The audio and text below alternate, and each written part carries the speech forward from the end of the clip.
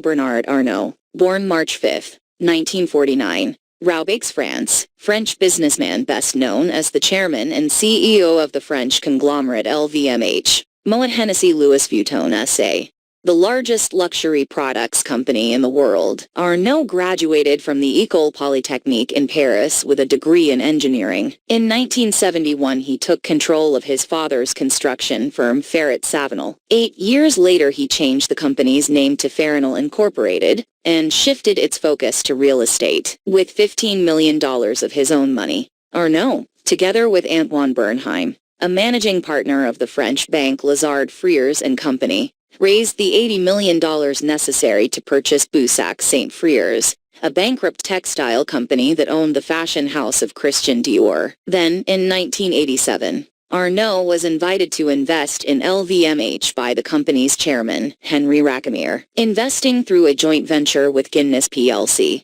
Arnault ousted Racamier in 1990 and started to sweep a slew of fashion companies into the LVMH fold: Christian Lacroix, Givenchy, and Kenzo, the leather goods companies Loewe, Celine, and Berluti, the jeweler Fred Joler, the DFS Group, the world's biggest duty-free chain, and the beauty retailer Sephora. Arnault was known in Europe as the man who revitalized French couture in 1995 by appointing British fashion designer John Galliano to replace the venerable Hubert de Givenchy at the latter's Paris fashion house. A year later, the Pope of Fashion, as Arnault was dubbed by Women's Wear Daily, moved Galliano to Christian Dior and appointed the brash British fashion designer Alexander McQueen to replace him at Givenchy. Arnault then hired Marc Jacobs, a young American designer, to the post of creative director at Louis Vuitton, a maker of luxury leather goods. That year, LVMH also acquired a majority stake in Jacobs' eponymous line. Although all three designers eventually left their positions,